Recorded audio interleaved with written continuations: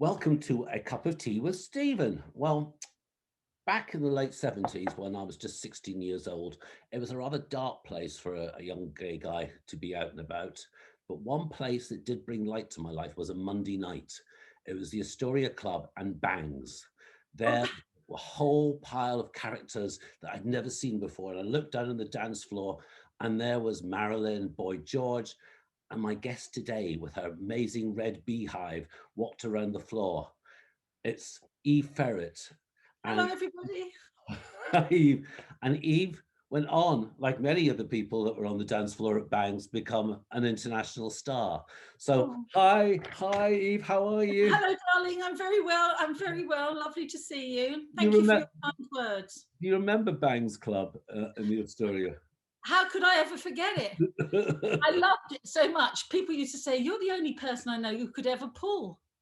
I mean, it wasn't. No, I used to honestly look down and see your beehive, and I remember saying to someone, oh, "Who's that?" Because it was so amazing looking, as Marilyn was as well. And I said, "It's Biddy and Eve." So I loved Bangs because, as you say, it was at the Astoria, which actually years later, in about 83 or 84, I can't yeah. remember, was Yakety Yak. I don't know Oh if you yeah. remember that. Nobody knows. It was one of the first kind of Lieber and Stoller musicals at the time. There's been loads since, and where I met and actually worked with our lovely mutual friend Denise. Denise Denise was a Welsh. guest a couple of weeks ago. Yeah. Did she do? Oh yeah, and we're still, still the same. Still can chat together as if nothing had ever passed all these years. God, She's the same. I'm the it's an same. exciting time, wasn't it? I mean, it was just. I kind of missed being able to smoke in a club and have a drink. And I know it was an exciting time. it I really mean, was. mainly because one didn't mind falling down the stairs. You knew you kind of could get up. You didn't have to Whereas control the now sit. you think You the stairs, the didn't, stairs. you didn't fall around drunk and have to join a support group. Anyway, how's lockdown been for you? Uh, well, it's been strange, like everybody else, as a person who's been self-employed basically since I was about 13, with me, my paper rounds and Saturday morning at the hairdressers down the road. I've always been self-employed, so I've always been able to be motivated even if I'm on my own. The thing is, because I love people and I'm very sociable, that kind of severe cut-off was for all of us a nightmare. But it's, and then I stupidly fell on the 29th, and no, nobody's interested in this, but anyway, I fell on the 29th of March, Yeah. had an operation in hospital. No. Yeah, on my left wrist. I don't know if you can see it, it's all scarred, anyway, No. you can't see it. And when I went in, they said, we're not going to give you an injection to go to sleep. We're just going to do it whilst you're awake. And I said, why is that? Why are you going to try and have this operation? And they said, well, we're not unsure about the COVID and, putting something down my throat and all this rubbish. Oh. Well, it wasn't rubbish, all this kind of thing. So I had the operation whilst I was awake. So my arm was there and I promised them I wouldn't chat. That was what I promised them. They said, you've got to be quiet. I said, I'll be quiet. Don't worry. I can be quiet. Anyway, I'm lying there and they cut open my arm. Can you feel it? I said, well, I can feel it. Not painful, but I can feel it. They said, that's normal, blah, blah. And then I heard, because it was the first day for them of their COVID PPI. Yeah. So they hadn't really worked with it. I was, and I heard one of them say, why is this screw bigger than the other two? And you know when you can't speak, you go, and like this. And my dad, my darling dad, who's passed away, but he loomed, when people come back to you at certain times. And so he loomed into my face in a kind of like that.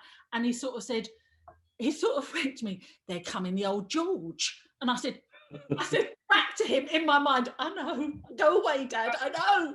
And then it was just such a scene. I went in, as Mark said, like the new Doctor Who, because I had, well, nobody who's, unless they're really young, can remember Doctor Who had a really long scarf. Do you remember? And I had this great big long scarf going in. with it all wrapped around me, this scarf. I went in like the new Doctor Who. And I literally came out as an extra from Fiddler on the Roof. No. Well, I had these bandages on my legs, you know, like that, because they sent me out straight away. I had no shoes on, and I thought, oh my God, I'm not going to get COVID, but a heroin injection is going to go into my foot. This is also. And as I came out, I was like this, and I was going. Ooh. It was a mad moment. That took. So whilst everyone was charging around, I had broken my left arm, damaged my right rotator cuff, so I couldn't pull my drawers up or down. The Mark had to do that for you. Well, it's a scene because it's a scene because I said, and I couldn't put my bra on, which for those of you who don't know, it's a scene. And I've never ever done it that way around. Do you know what I mean? And I couldn't move my arm. So we were in the bedroom and I said, right, come in, Mark. I said, now help me put my bra on. Now, helping me off is one thing, but helping me on is another thing. So I hoisted myself in with my broken bit.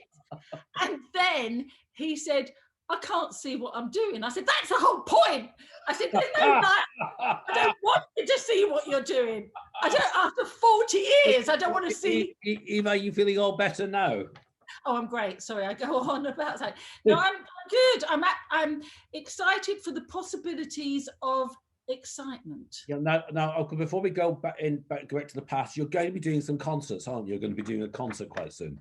I am. I'm back at the Zedell on the 10th of June, Fantastic. Which is amazing. And I got all different things I'm doing. Well, let's go way back now to when you first got started, and you know everyone knows that you were one of the original Blitz kids. How did you start performing?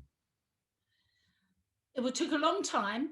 I wanted to perform by piano from a very young age. I couldn't fit in physically or mentally anywhere at the time. It was all Melody Maker ads, and you would look and it would say singers, and they would state what they wanted. They would state that you had to be a size 8. You needed to match up with somebody. It would never kind of work. I knew I loved all the old music and jazz and blues and all the kind of old comedians and things. And then I saw an ad in the Stage, and it said singers required in the style of George Formby or Vera Lynn. I thought, well, I'm a bit George. I'll contact them. I went along. This was in the November of '76. And behind the bar was Liam Carson, who went on to be manager of the Groucho. I mean, he went on everywhere, and different people. Anyway, they liked me. Oh, there was this pianist called Larry. Really, he was on the front cover of the Ritz. I must dig it out. An American guy, very infamous in London. Yeah. And he turned to me and went, high or low, like this. And I said, oh, I don't know anything. I don't know anything about keys. So he started, and I remember singing The Way You Wear Your Hat. So it went, The Way You Wear Your Hat, like this. And then he changed it halfway and went, the memory of all that. It was really kind of mad kind of thing.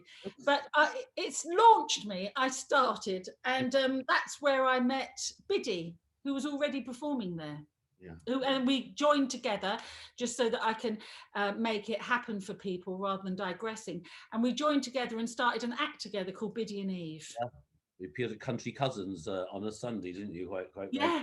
Yeah. Country Cousins, which was amazing, with all people like Hollywood Lawn, from the Andy Warhol, all sorts of different.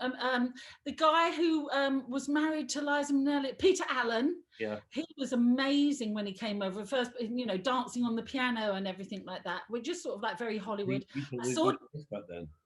Pardon? It was the place back then to go on a Sunday to Country Cousins. Oh, well, everyone was in there, wasn't they? We're all kind of table hopping and hugging and marvellous. And I remember seeing Diana Dawes there. Oh, she was great. And there was this pair of saloon doors on stage. Her boobs go through the door. Oh, no, nothing to do with it. These pair of no, these saloon doors, and she came through these saloon doors, and she went, with most people, they start with a big number.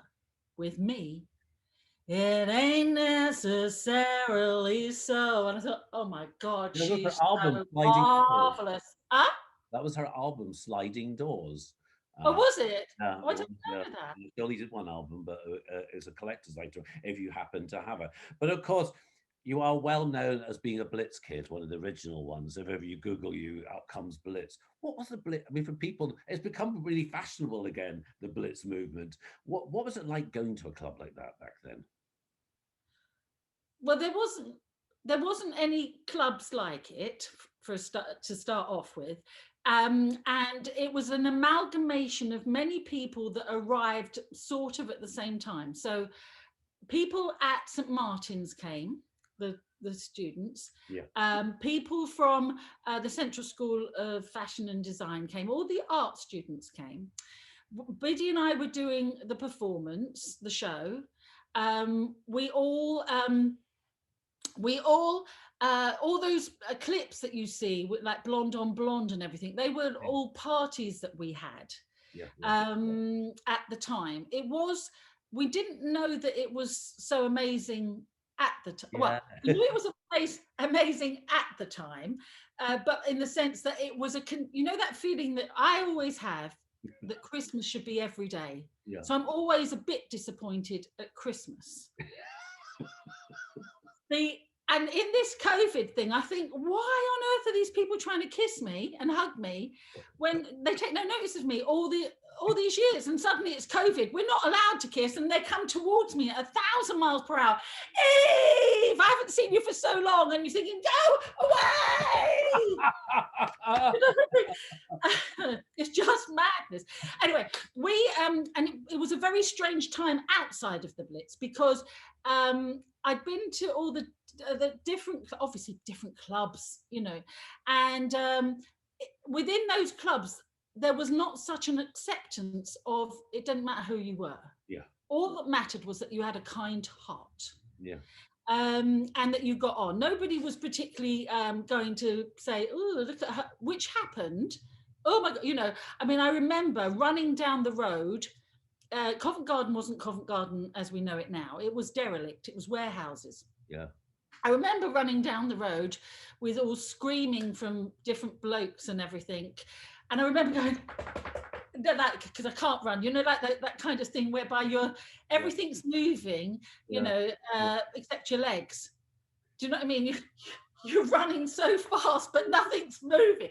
Anyway, I remember actually getting in through the door of the Blitz and went, I'm in, I'm safe, I'm home.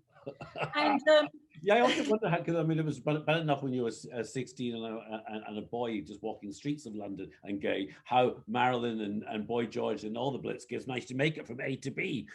No, that was the nightmare. They must have gone the Quentin Crisp look of just not looking at anyone and going straight ahead.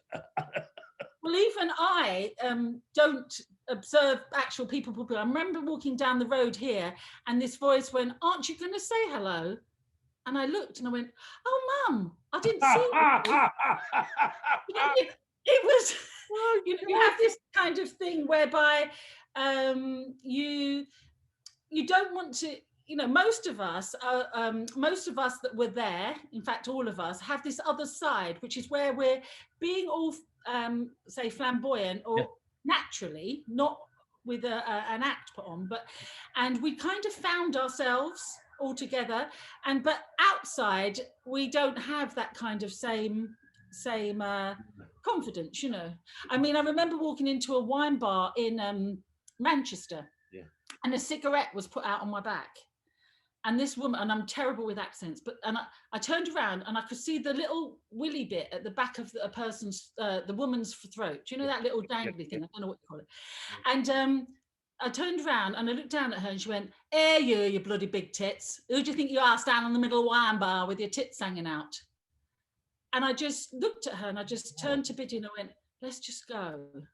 Do you know what I mean? It was a very, I don't think people sort of know what a kind of a situation, what a kind of unaccepted Yeah. general ambience around. Now it's all, you know, I prayed to get to to a time where it didn't matter who you were, Yeah, that's what I'd like you to know, see. didn't Yeah. just a place where you say, you know, as long as you're kind, that's all we need. Was the danger of back in that time? I remember when I was into the New Romantic era, I was sitting with some friends and a lot of Greek guys, all big hard guys, and a woman. And a man approached the woman and started chatting her up, and the blokes didn't move. And they turned to me and went, "Oh, you've got, well, bloody hell. You're a bloke. Oh my god!" And none of the guys went to help me, but the woman got up and punched me. I know. And then it wasn't the era where you went, much as it was glamorous and fun, there were downsides. Oh no, it was but out of that club came, you know, so many, as you say, creatives, but you know, the creatives were the creatives, if you know what I mean. The people that were in it became the people that were doing the magazines. Hollywood came knocking on your door next, didn't it? Yeah, no, I'll tell you the story. What happened was I was here in this flat and I bored, and I've always, and I thought, I know, I said, what do I fancy doing? I thought, I quite fancy being in a Bond film. Yeah. And not as obviously the beauty, but you know, the one that comes and goes, you know, give them a, yeah, you know, get them with a leg grip. Do you know what I mean? Just sort of, I hope you didn't see anything much there. I don't know what you thought. But do we get them with a leg grip? And which is what they all seem to do. Anyway, I found the casting director's phone number. Phoned her up. This is not phoned her up. Got through. You can't do anything like this now. You have to have a seat. You know, you have to go through hoops. Got phoned her through, and I went, "Oh, hello." I said, "You don't know me. My name's Eve Ferret." "Oh, I know you, Eve." This is what she said. So I said, "Yeah." I said, "I was wondering. I was just phoning, not thinking I'd even get through. I thought I was just wondering if you could possibly think of me for when you're casting the new Bond films." Yeah. And she said, "Oh no, you're totally not right for a Bond film." But she said, "You're totally not right for a Bond film." I said, "Oh no, that's okay. I just thought I'd ask. I just thought I'd try. But you might be good for another film that I'm doing at the moment." I said, "Oh right." She said, "Yes, it's a film that I'm casting with Gene Wilder." And I went, "Oh right." She said, do you think you could come in for a casting?" And I said, "When?" And she said, "In the morning." And I went, and my first thought was, oh my God, how can I lose a stone in a day? I'll have to cut my head off. This is what I thought. Anyway, I went to meet him, and there was all these really well-known English stars, and I was sitting there, and in the foyer, this is in Eton, up in Eton Square. He'd got this house, and he wasn't staying at the house, but he was using it as offices. And I was sitting there, and he came out, and he'd look at me, and he'd go, "Yeah, yeah," and then he'd go off, and then he'd come out for somebody else. He personally invited them into this room. Anyway, he then goes, "Yeah, yeah." I walk into this room. He goes, "Yeah, yeah. I think you'd be great for the job." Like this, I haven't done anything. And I said, what do you mean?" He said, "Oh, you look fantastic, blah, blah, blah." He said, I said, don't you want me to audition or anything?" And he said, "Oh, yeah, yeah, no, audition." So I sang Let's Talk Dirty to the Animals. Oh, yeah, I love that. Which so I goes, "Oh, a rooster says good morning." I'm not going to sing it now because it's too rude, but with a cock-a-doodle-doo, a horse's neigh is just his way. Anyway, I started singing this song, and unbeknownst to me, he was married to the woman who sang that song, called Gilda Radner. Yes, yeah. So and who was also going to be in the film. And anyway, I walked out. He said, "No, I think you'd be great." I walked out of the audition. I think I'm in a film with Gene Wilder. But obviously, you never know these things till they happen. And then and then it kept, and the call came through, and I remember sitting about here, actually, not on this sofa. This is a different sofa, but sitting about here, taking the phone. I've got a real phone. A phone. I've got a phone. This is just check. I've got a phone. Oh God, everything's gone. I've got a phone that's attached to the wall. You know those people that go, young people come in, they go, "What's that?" And I go, it's a phone. They go, "But it's attached to the wall." Anyway, I got the phone, and I went, "Oh, hello." This is how I went. I went, "Hello." And they go, "Oh, it's the producer of Haunted Honeymoon," was a film. It's the producer. And I went, "Oh, hello, yes." And she goes, "We were," and she's American. She goes, "Yeah, it's great. We can't wait for you to be on the show." You know how excuse me. I'm okay, just got overexcited. Oh, my cup of tea. And so was it filmed in this country?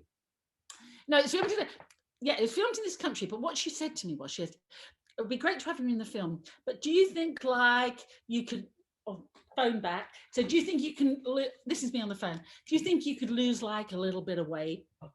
And I went, yeah, no worries, that's fine. Put the phone down. I went, oh, bastard! Ran down the hall onto the bed. Mark, my partner, said, "What's wrong with you?" He asked me if I could lose a little bit of weight. Anyway, I never lost the weight. I just did the show.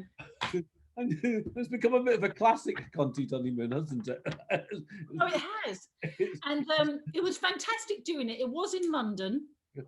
It was with all these big stars, Jonathan Pryce, all these. I know. I've watched Pryce. You're great in it. You're great in it. You're doing fantastic.